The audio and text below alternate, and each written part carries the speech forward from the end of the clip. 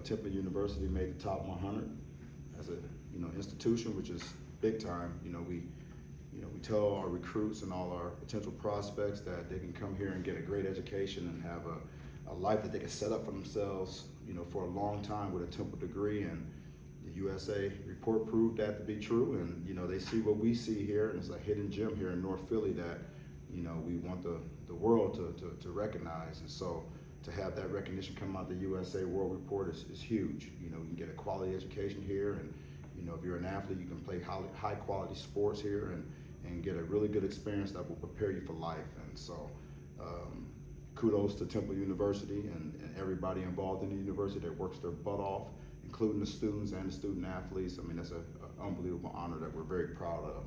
I know you guys want to talk football, so I'll leave you up to some questions. So, Stan, you got two guys who transferred in from Miami.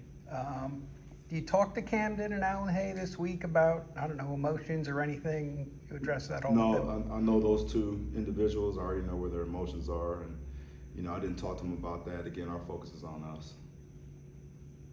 After seeing the tape, what did Joe Quez do that separated him from the pack in his position group right now? He just made plays.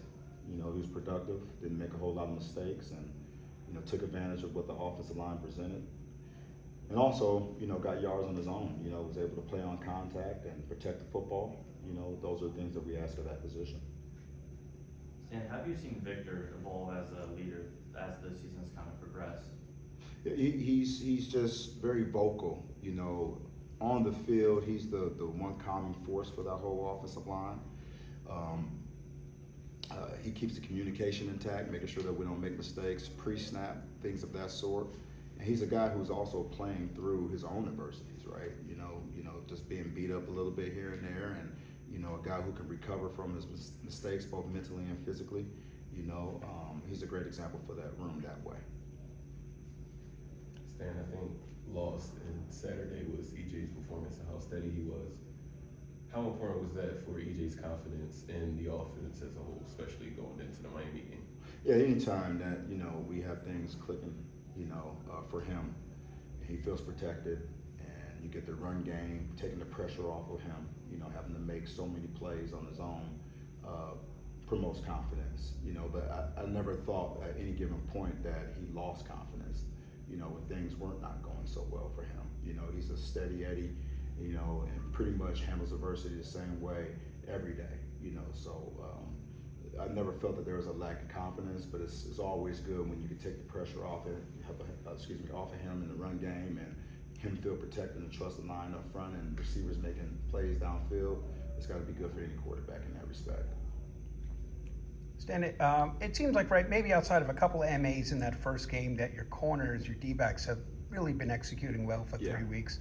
Are you eager to see them, they're going to this next sort of level of test and what Van Dyke has and the receivers they got? Oh, yeah, so you're going against a very talented group. They bring speed and, good route running ability. They do a phenomenal job with their scheme. The quarterback's the real deal. He can get them the football on time, and, it's going to be a matter of just staying disciplined with their eyes and, believing in themselves. And, I think that those guys are a strong unit, that they do what they're capable of doing. It should be a good competition out there on the perimeter. Are they pretty looking similar to what Houston did last year, or? Well, they're playing into their strengths. I mean, they definitely have a big time quarterback. He's big. They have they're big up front. They protect him well. He throws the ball with timing.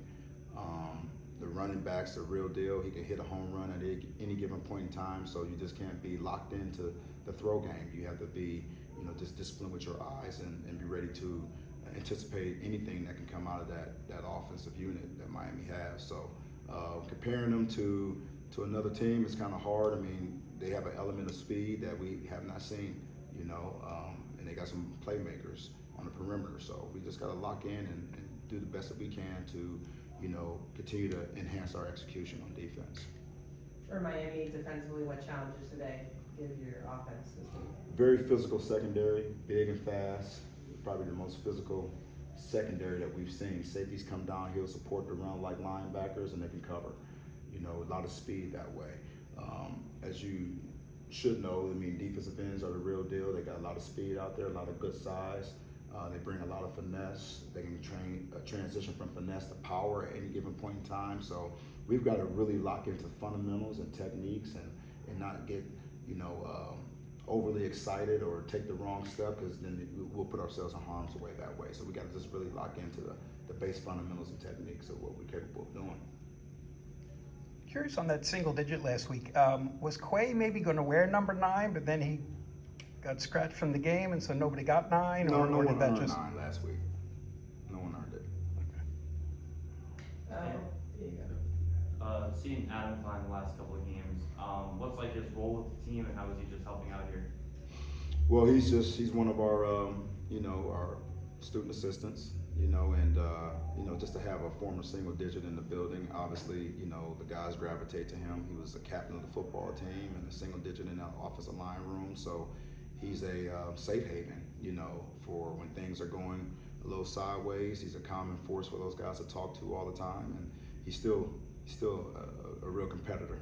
Most of our coaches are, and he's still, fresh out of playing. So he's got a competitive edge to him that I think that our guys can learn from.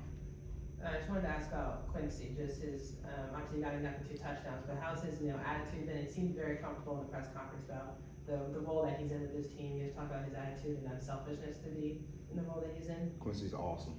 I hadn't seen him be but one way, and that's awesome. He's a teammate, very unselfish, and we recruited him that way, and he's been that way. So he's settled into his role. He just wants to win, and that's what we need for guys that are playing in roles like that. Is there, through the first 3 games here, Ahmad and Dante and Zay Baines, they're just getting such the lion's share of those snaps at receiver. Is, maybe I thought a little more depth we might see on this past Saturday. Is that just the great chemistry that EJ has with those or the drop off to, how much those guys have played versus who's next, why they've been so heavily. Well, those guys have earned it, number one, right? They've earned that right. And, we get pretty young behind them, and those guys just need to continue to develop, to get themselves game ready. It's not like we're not afraid to put them in the ball game, but everything's earned here, and those guys still have some work to do. We actually need them to elevate their level of play so we can get more of those guys on the football field. But the guys are getting what they deserve right now. Is Dwan in the mix? Yeah, he is. Quincy's first touchdown, kind of like the Eagles quarterback sneak. What's the challenges for opposing defense on plays like that? Well, number one, you got to get lined up in a hurry, right? And it's low man wins. And when you got 900,000 pounds coming at you, it is pretty tough to stop if you can't get underneath people. And then you got a 240-pound quarterback that can push the pile, and you got a little peep squeak, little running backs back there pushing on your tush. It is a tough play to stop. I'm not gonna lie to you, we stole it right from the Eagle playbook. I'm sitting there looking at this play for the last 2 years, like the success rate is ridiculous. So I'll be a fool not to at least give it a shot. So we gave it a shot and it worked, and we'll keep it in the game plan, use it when it's ready. You mentioned wanting to get Corey and DJ reps on the inside at linebacker. Can you tell us a little bit what the film, what their film said to you? Yeah, they made some mistakes, but they also made some plays. To sit there and one thing I do know between those 2 guys is they're not gonna loaf. They're gonna give you great effort. They're gonna hustle around.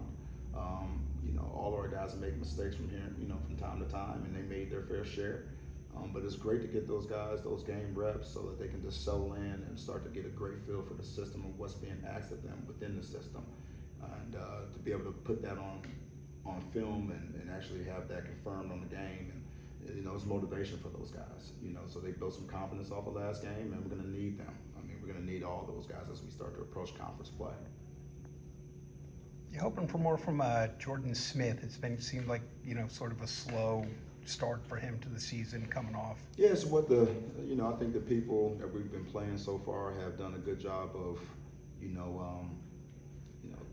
not taking that part of the game away, but being very aware. We ended the season off last year with 50% of the passes thrown was to that position. So guys come in and they study film. Got to give them credit, and sometimes that presents itself, sometimes it doesn't. you know, but, you know, J.O. is a very intricate part to our success on offense. It just, his number hadn't been called that way from an execution standpoint, but he's got to stay ready. A couple guys that were dinged the other day, RichRod and Mandy still coming back. You get a feel for them? Yeah, we're going to be day to day with those guys. I mean, they definitely got the right. If you ask them, I'm playing coach, but you know, it's a matter of just day to day being smart. You know, they're doing a great job down in the training room to get those guys prepared and ready to go. The mindset's there, so we just got to make sure that their body is. How about Diego coming? I mean, he dressed. He looked like it was. Yeah, the same thing. Same. Yeah, he's good to go. I couldn't help but notice after the game, I saw KJ Miles walking around. He wasn't no leg brace on. Does he have a return to practice? It's going to be a little while for him. You know, you know, but he has something pretty significant that he's overcoming right now, and but again, he's progressing right on time. Did you did Leighton feel like, I don't know, he got a little bit of shoulder on that? It looked like. Or was sorry. Yeah. It was a bang play. I love the hit, but if he just keeps his eyes up, you know, he's still playing right now. So, you know, it was a legit call.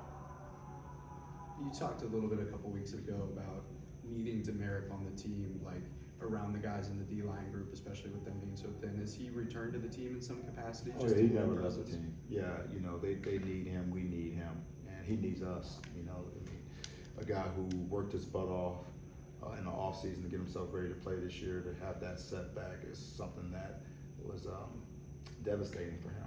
You know, he needs his brotherhood, and he needs his coaches to help him pull through that. And a lot of his therapy is motivating others. You know, that's how he kind of forgets what's going on in his life, and you know, he starts serving his teammates. That's therapy for him. So yeah, he's absolutely important, and you know, we need him around the building every day, and he is. I wanted to ask about Joe Murray, because it seems like early season, a lot of teams are just trying not to throw in his direction so far to start the season. Can you just talk about what you're seeing from him on the field here so far this year? Yeah, just that. You know, he's always in position to make a play. You know, he's salty around the ball when the ball is in the air, and you know, he's just a gritty football player that plays with a passion. I mean, we've added more on his plate, playing a nickel position from time to time, and you know, he's been pretty sticky in that respect too. So, you know, he's just a football player, you know, and we just try to put him in a position to have success. Is there any particular unit that you want to see step up this week against Miami and the scheme that they bring that you were talking about? The D-line's got to play their butts off this week. They got to play their butts off, no doubt. Do you, out of curiosity, do you have a number 3 quarterback? Should something happen right now? It's still a competition. You got Brock and you got Keller that are working their butts off. They had a really good day today. You know, I definitely saw them take a step in the right direction in practice today. I was excited about that. You know, Tyler's another one that, you know, took a step in the right direction. So it really is a competition amongst those 3 guys. I mean, at any given point in time, I'm expecting the light to come on, and it won't be a surprise. I mean, you can see the potential, you know, but you can't win off of potential. You know, we got to get these guys executing. Okay. All right. Thanks, Coach. Yeah.